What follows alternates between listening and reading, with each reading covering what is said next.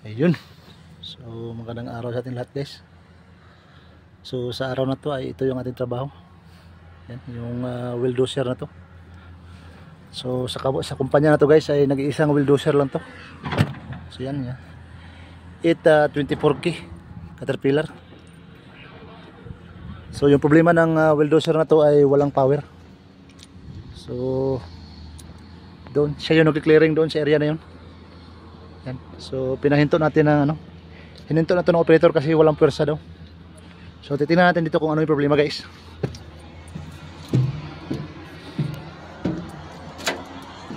So yung wheel dozer na to guys ay walang minubila to. So ito lang yung nagko-control sa kanyang so ito yung steering niya. Ay. So ito guys, kung makita nyo yan. So nandito sa baba yung control niya ng forward, reverse, neutral. So sa taas naman itong dalawang buto na to.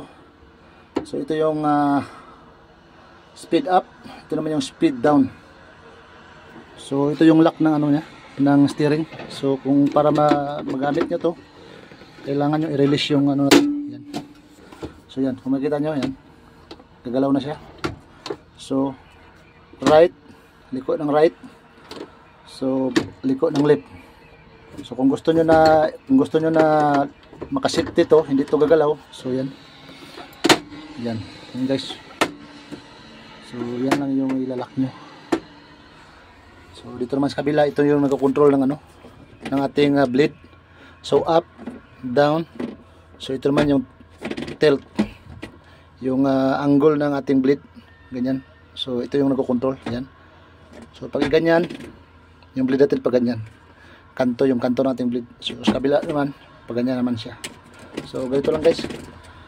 So of course yan, parking. Ito yung parking brake natin. So dito yung ating hydraulic lock. So pag nilock nyo yan, yan. So walang function lahat yung ating hydraulic. So dapat huwag makalimutan na yan. Yan lock yan pag mag-operasyon na. So yung problema ng wheel dozer to guys ay low power. So titingnan natin kung low power ba talaga.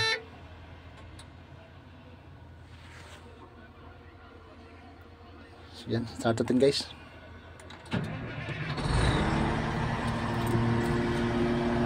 So, tignan natin kung hanggang saan yung RPM nya.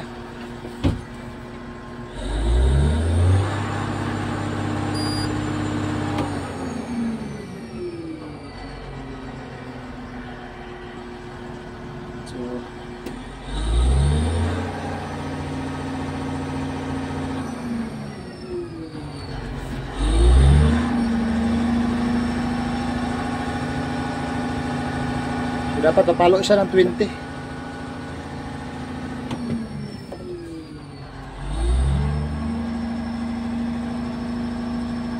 So delete yung niya, yung palo ng RPM.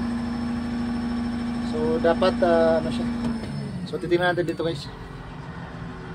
Titingnan natin kung anong sensor yung nag-malfunction. Yan. So event list. So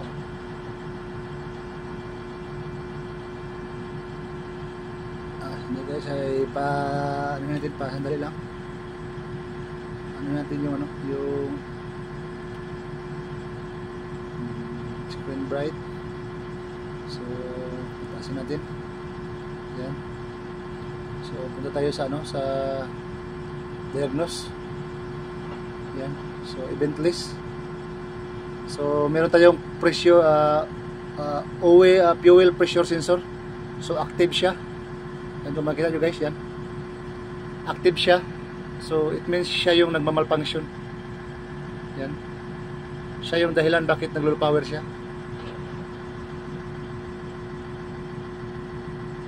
So yan, fuel pressure voltage high. So nangyari siya dalawang beses. So yan yung titingnan natin.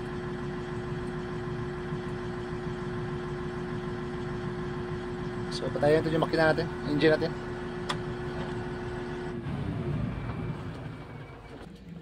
So nandito tayo guys sa sa mga sensor natin. So itong sensor na to ay sa sa fuel temperature sensor yan. So ito yung sa ating ito yung nag-indicate doon. fuel pressure sensor. So ito yung i-check natin. Tanggalin natin yung pressure sensor, linisan natin yung ano niyan, yung sakit.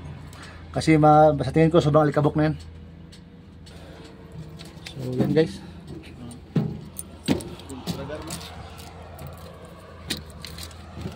So nilinis na natin yun, titingnan natin dito kung active pa ba siya.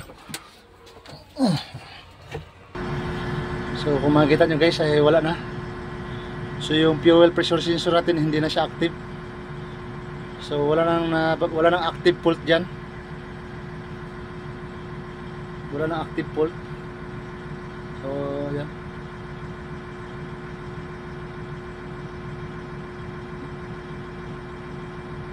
So kanina yan yung active fuel pressure sensor. So ngayon okay na to. So yan guys. Okay na to.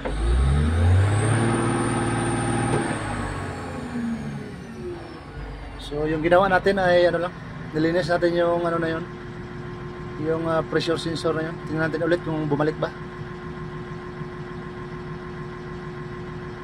So okay na siya guys, hindi na active. So okay na to. Pwede na to i-release.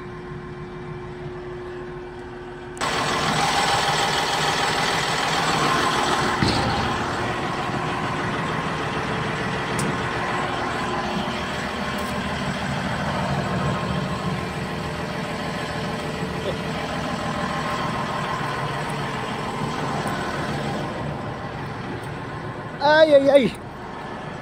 So pwede na yan guys, pwede na magtrabaho yan. Hintayin na natin yung operator.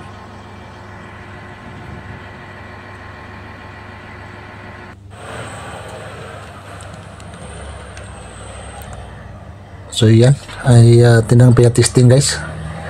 Kung makita nyo guys ay talagang yan so talagang malakas na siyang umatak.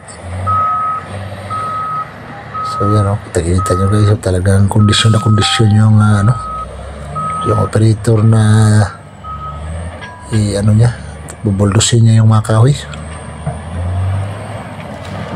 Talagang ganda ng operasyon ng oil doser na to.